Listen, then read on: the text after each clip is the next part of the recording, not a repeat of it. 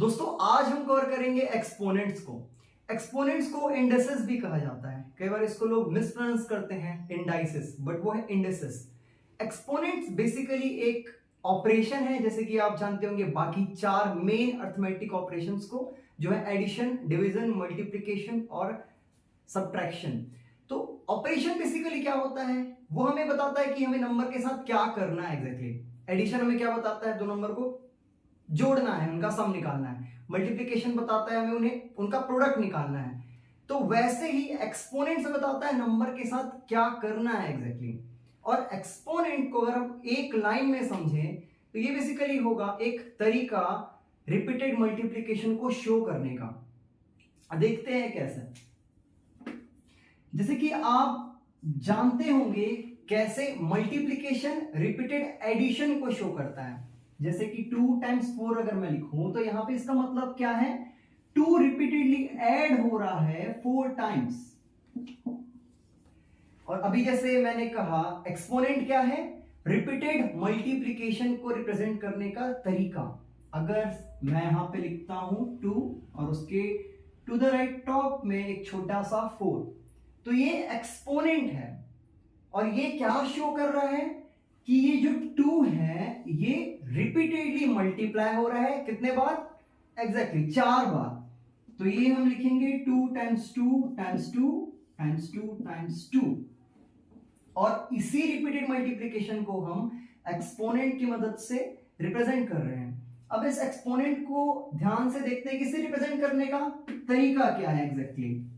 तो अगर कोई भी एक नंबर ले लूं मैं, बेस नंबर जिसे कहेंगे हम लोग a, और उसके टॉप में अगर कोई भी नंबर मैं लिख दूं, जैसे यहां पे मैं इन जनरल n ले रहा हूं, तो ये जो तरीका हुआ लिखने का, यही एक्सपोनेंट को रिप्रेजेंट करने का तरीका है। एक बेस नंबर जो कि रिपीटेडली मल्टीप्लाई होता है, और टॉप में वो एक्सपोनेंट जो हमें बताता है इस बेस नंबर को कितने बार मल्टीप्लाई करना है। एक बार फिर से समझते हैं। जो बेस नंबर होता है नीचे फुल साइज में जो लिखा होता है, वो हमें बताता है कि कौन से नंबर को रिपीटेडली मल्टीप्लाई करना है। और जो टॉप में छोटा सा नंबर लिखा होता है जो एक्सपोनेंट है एग्जैक्टली, वो हमें बताता है कि वो नंबर कितने बार मल्टीप्लाई होगा। अगर मैं लिखता हूं 2 रेज्ड टू द पावर 3, इसका मतलब क्या है, 2 रिपीटेडली मल्टीप्लाई होगा, कितने बार मल्टीप्लाई होगा, 3 टाइम्स। अगर मैं लिखता हूं 12 raised to the power of 16, इसका मतलब होगा 12 को हम रिपीटेडली मल्टीप्लाई करेंगे और कितने बार मल्टीप्लाई करेंगे, 16 टाइम्स। रिप्रेजेंट करने का तरीका तो हमें समझ आ गया एक्सपोनेंट को, पर रीड कैसे करते हैं देखते हैं कैसे। अगर यहां पे मैं लिखूं 3 फुल साइज में, उसके टॉप में एक छोटा सा 3, मतलब यहां 3 बेस नंबर है, ये छोटा वाला 3 एक्सपोनेंट है। इसे रीड करने का तरीका है 3 raised to the power of 3। अगर मैं लिखता हूं 3 वहां पे छोटा 6, तो इसे रीड करने का तरीका होगा 3 raised to the power of 6। कई बार इसे कई कंट्रीज में इस तरीके से भी रीड किया जाता है, 3 to the power of 3rd या 3 टू द 3rd पावर। या अगर मैं लिख दूं यहां पे 4 टू द पावर ऑफ 12, तो इसे इस तरीके से भी रीड करते हैं 4 टू द 12th पावर। या फिर इन जनरल इंडिया में जो हम रीड करते हैं 4 raised to the power of 12, या सिंपली 4 रेज्ड टू 12। अब आपके मन में एक सवाल आना चाहिए कि एक्सपोनेंट एक ऑपरेशन है और बाकी जितने भी ऑपरेशंस हैं सभी के लिए एक सिंबल है, लेकिन एक्सपोनेंट में सिंबल कहां। एक्सपोनेंट में हमको सिंबल की जरूरत नहीं है, हां भी और नहीं भी, क्योंकि राइटिंग के समय हम बेस नंबर को फुल साइज में लिख रहे हैं और एक्सपोनेंट को एक छोटा सा ऊपर राइट टॉप में लिख रहे हैं। तो यहां पे ये एक डिफरेंशिएशन क्रिएट कर ही दे रहा है, मतलब बाकी नंबर से उसे अलग कर ही दे रहा है। तो राइटिंग में तो हमें जरूरत नहीं है एक्सपोनेंट में सिंबल की, अगर आपकी राइटिंग खराब नहीं है तो।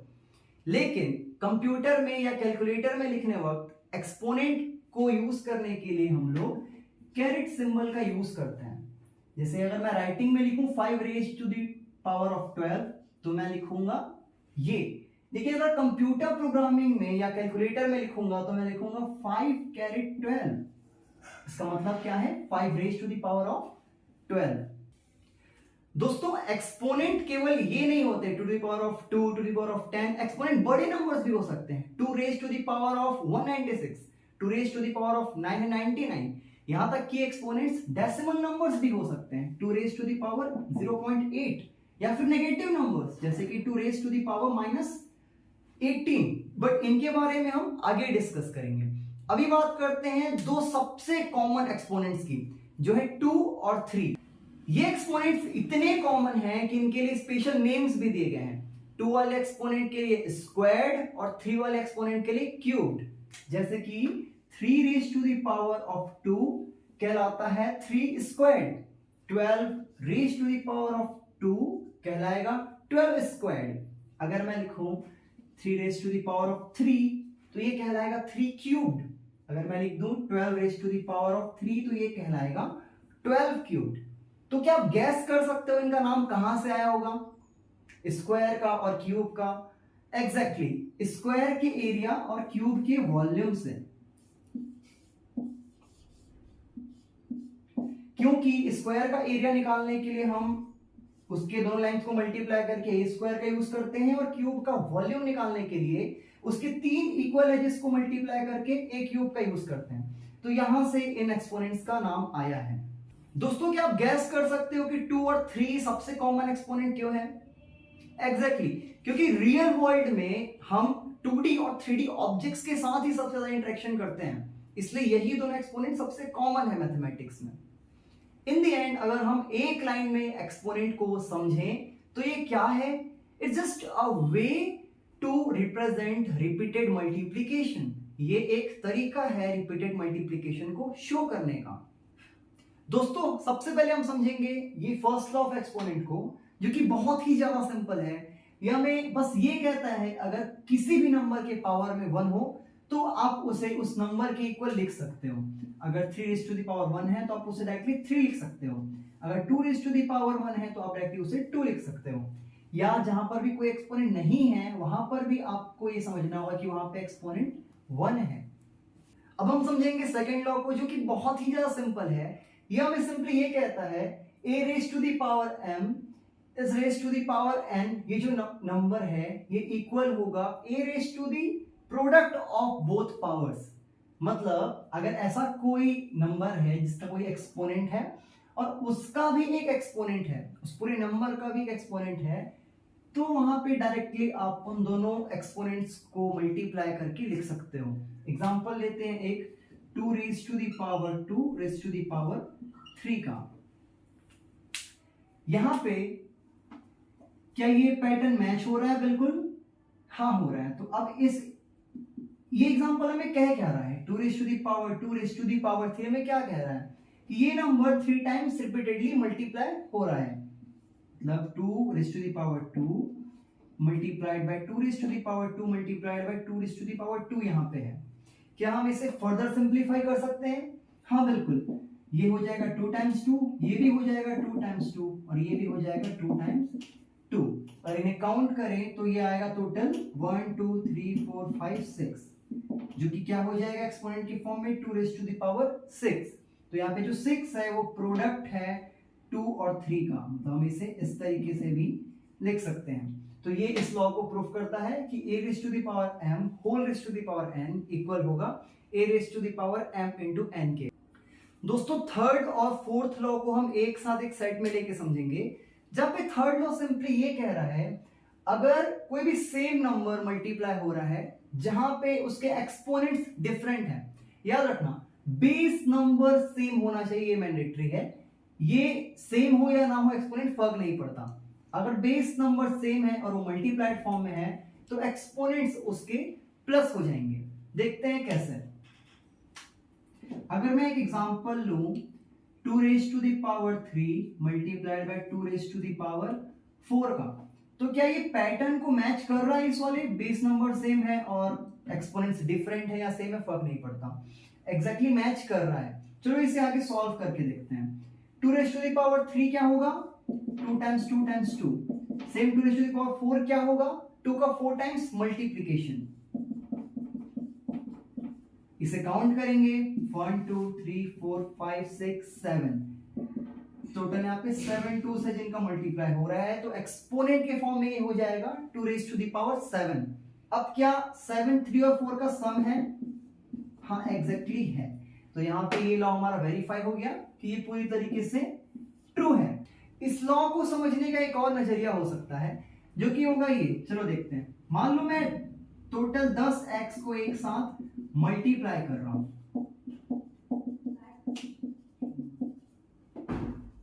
इस तरीके से, तो क्या मैं इसे ये 4x को अलग लेके और इन 6x को अलग लेके ऐसा लिख सकता हूं, x to the power 4 multiplied by x to the power 6। और एग्जैक्टली आपको पता है कि यहाँ पे टोटल कितने एक्सेस हैं? 10x, तो वो क्या के बराबर होंगे? x टू द पावर 10 के।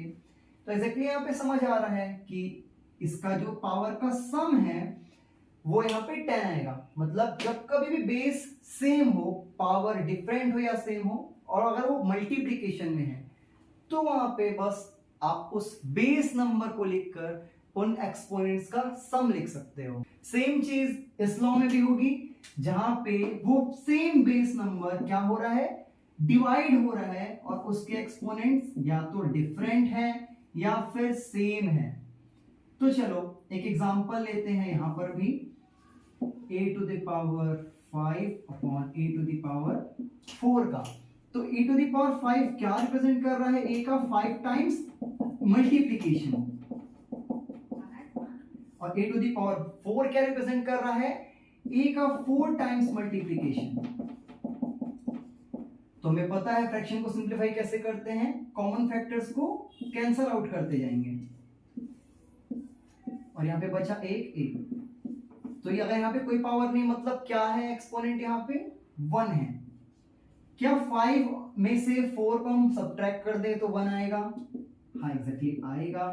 तो ये लॉ भी यहाँ पे ट्रू होल्ड करता है। दोस्तों 5th और 6th लॉ में बेसिकली एक्सपोनेंट का डिस्ट्रीब्यूशन हो रहा है। मतलब अगर कोई दो नंबर मल्टीप्लाई हो रहे हैं और उन दोनों का एक कोई एक्सपोनेंट है, तो उसे आप डिस्ट्रीब्यूट कर सकते हो। अगर फर्क नहीं पड़ता कि वो मल्टीप्लिकेशन में है या डिवीजन में। जैसे यहाँ पे a multiplied by b whole raise to the power m है, तो उस m को आप डिस्ट्रीब्यूट कर सकते हो a में भी और b में भी। सेम अगर वो डिवीजन में भी है और उनकी पूरे की पावर m है, तो वो एक्सपोनेंट दोनों नंबर्स में आप डिस्ट्रीब्यूट कर सकते हो। और बस ये नहीं, आप इसे रिवर्स भी कर सकते हो, कि जरूरी नहीं आप इधर से इधर ही जाओ, आप इधर से इधर भी आ सकते हो। अगर नंबर पहले से डिस्ट्रीब्यूटेड है तो आप उसे अनडिस्ट्रीब्यूट भी कर सकते हो। सपोज अगर कुछ ऐसा लिखा हुआ है, यहाँ पे ध्यान देंगे पावर सेम होनी चाहिए, सभी जगह आपको m दिखेगा, m और n अलग अलग नहीं है। तो यहाँ पर पावर सेम है, नंबर्स अलग अलग हैं, पहले से वो डिस्ट्रीब्यूटेड है, तो आप उसे रिवर्स भी कर सकते हो, उसे अनडिस्ट्रीब्यूट कर सकते हो इस तरीके से।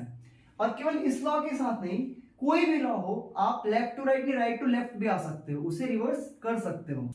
दोस्तों जो 7th लॉ है वो बहुत ही ज्यादा सिंपल है। वो हमें क्या कह रहा है कि अगर कोई भी नंबर हो और उसका पावर अगर 0 हो, तो आप उसे सीधे 1 लिख सकते हो, चाहे वो कुछ भी हो। अगर 1098 टू द पावर 0 है, आप डायरेक्टली इसे 1 लिख सकते हो। अगर 2 टू द पावर 0 है, तो भी डायरेक्टली आप इसे 1 लिख सकते हो। देखते हैं ये होता कैसे है।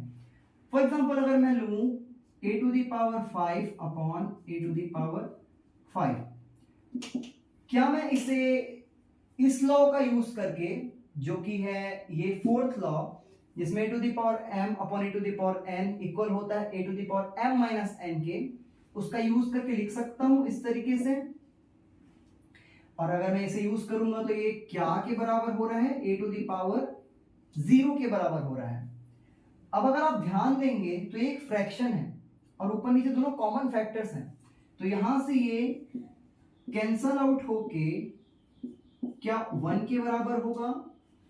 अब अगर ये same number a to the power 0 के बराबर है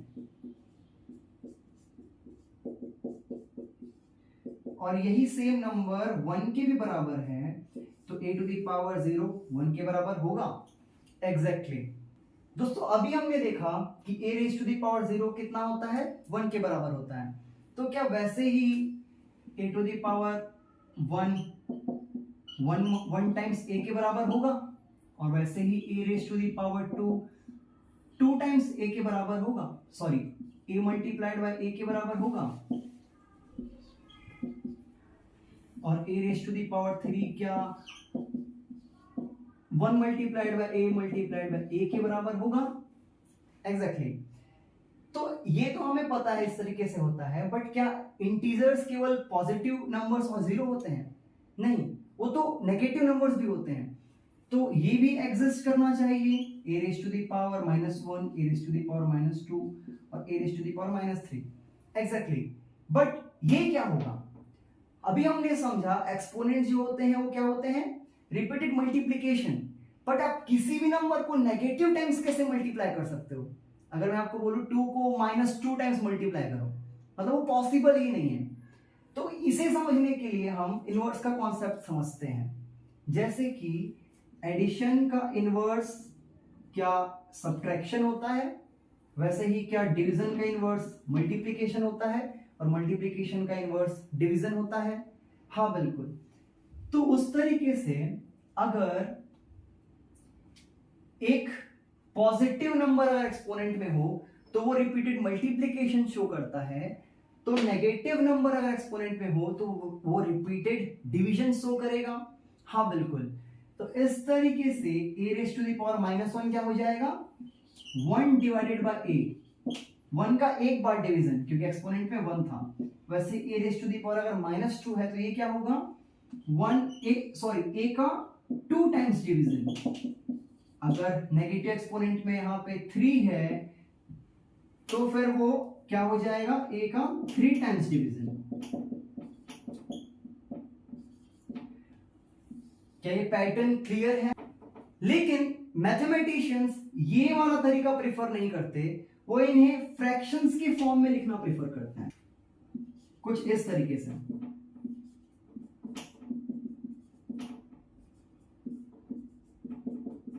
जहां पे जो पूरे a हैं वो 1 के अपॉन में है, और वो पूरे a का जो मल्टीप्लिकेशन है, जो प्रोडक्ट है, वो 1 से डिवाइड हो रहा है, या कहना चाहिए 1 उससे डिवाइड हो रहा है। तो यहां पे हमें क्या समझ आया कि कोई भी नंबर हो अगर उसका नेगेटिव एक्सपोनेंट है तो उसे हम क्या करेंगे, उतने ही टाइम्स, जो एक्सपोनेंट हमें बताएगा कितने टाइम्स, उतने टाइम्स डिवाइड कर देंगे।